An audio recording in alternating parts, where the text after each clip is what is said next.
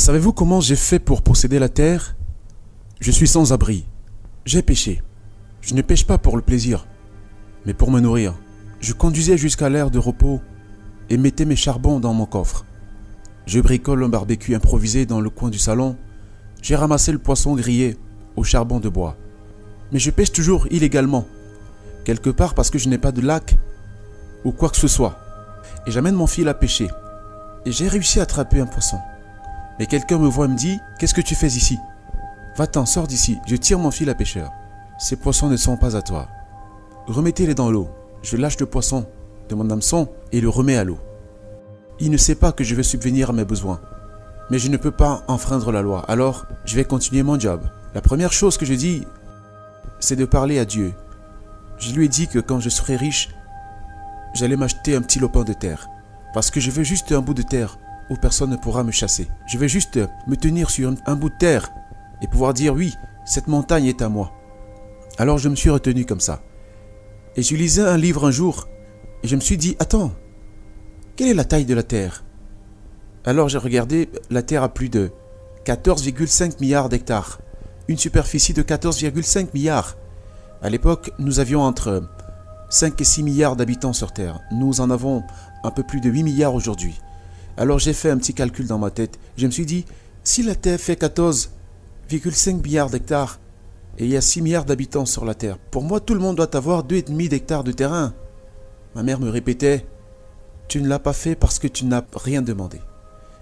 Alors, devinez ce que j'ai commencé à demander. 2,5 hectares. Et je ne voulais que 2,5 hectares. Alors, j'ai déconné. J'ai fait mes premiers centimes et j'ai reçu un chèque d'environ 150 000 $. Quelle était la première chose que j'ai fait? Je suis allé à Dallas, au Texas, pour acheter un terrain. J'ai trouvé un thon. Et je pense que c'est parfait. Il y a un point d'eau où je peux pêcher parce que j'adore pêcher. Et je pense, mec, je vais acheter ce terrain maintenant. Je vais parler au revendeur. Je suis avec un agent immobilier. Je lui ai demandé combien. Il a dit 250. Je ne peux pas me le permettre. J'ai environ 115. Il dit que je ne pense pas que nous te le vendrions pour ce peu d'argent. Mais je vais passer un coup de fil. Il a appelé le propriétaire. Et le propriétaire a dit qu'il prendrait 115 maintenant. Et que je pourrais lui donner le reste. Avant de faire ça, j'ai dit, « Hey mec, puis-je te demander quelque chose? Combien y a-t-il de superficie ?» Il a dit, 2,5 hectares. Je suis prêt à signer. Mais l'agent immobilier m'a dit, « Monsieur Harvey, avant de vous inscrire, je veux que vous y réfléchissiez. Je veux vraiment vous montrer autre chose. » Alors il m'a emmené chez un homme. Et je ne l'ai jamais rencontré. Il est sorti, c'est un homme de la campagne. Évidemment, je suis un peu nerveux d'habitude, moi. Et les gens de la campagne, ça fait deux. Super, super. Il s'appelait Jerry Camberg. Finalement, il fait partie des personnes les plus sympas que j'ai jamais rencontrées. Il m'a dit, je vais te montrer un truc.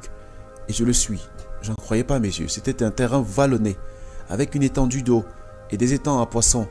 Je me suis dit, waouh, regarde-moi ça. Il y a combien de superficie? Il a dit 6,5 hectares. J'ai dit, bah voilà, je ne peux pas me le payer.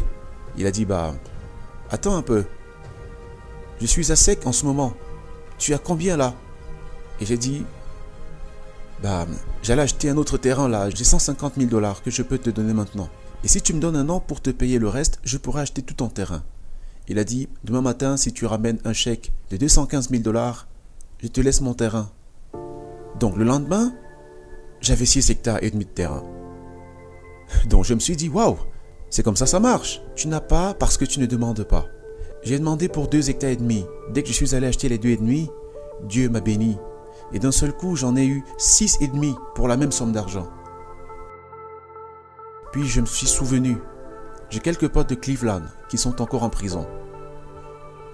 Ils ne vont pas sortir si tôt. Donc j'ai demandé à Dieu, est-ce que je pourrais avoir leur part? Ils ne vont pas sortir. Ils ont droit à 2,5 hectares. Donc, vous savez ce qu'il y a à faire. Il y avait un terrain en vente près du mien. J'ai acheté 7 hectares de plus. Je les ai achetés. Donc, je suis retourné à Cleveland un jour, traîner tranquillement. Et mes potes étaient dans le coin. Je leur ai dit, écoutez les gars, je ne peux plus traîner avec vous ici. J'essaie de me faire une place à la télé. Ils m'ont dit, tu vois, Tu as changé, ça se voit, donc maintenant tu as un peu d'argent, tu oublies d'où tu viens, n'est-ce pas? J'ai fait, ok Seigneur, est-ce que je peux avoir leurs 2,5 hectares aussi? Parce que tu vois, j'ai compris, ouais j'ai compris comment ça marche. Et leur vie est vouée à l'échec. Donc à chaque fois que je pensais que quelqu'un n'allait pas demander ses 2,5 hectares, je demandais sa part. J'ai fini par posséder presque 120 hectares de terre dans le comté de Denton au Texas. Mais je ne m'arrêtais pas. Plus sérieux, je ne m'arrêtais plus.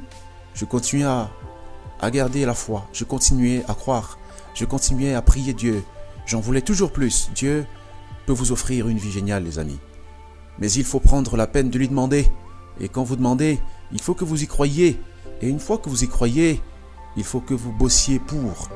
Après, si vous ne voulez pas faire ce qu'il faut pour réussir, cet homme-là qui a eu autant de succès, si vous savez à quel point il a bossé, si vous saviez le nombre d'heures, les milliers d'heures qu'il a consacrées, si vous saviez tout ce qu'il a fait pour réussir, c'est colossal.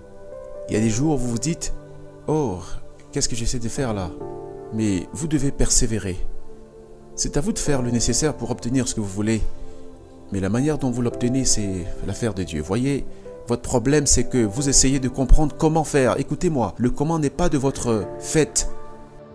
La Bible ne vous demande pas de comprendre quoi que ce soit. Elle vous dit « demande, crois et reçois ».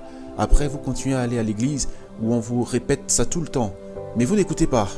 Vous ne pouvez changer de vie que si vous avez la bonne attitude. Changez d'attitude et vous atteindrez le sommet des sommets. Arrêtez simplement de vous contenter d'une vie médiocre.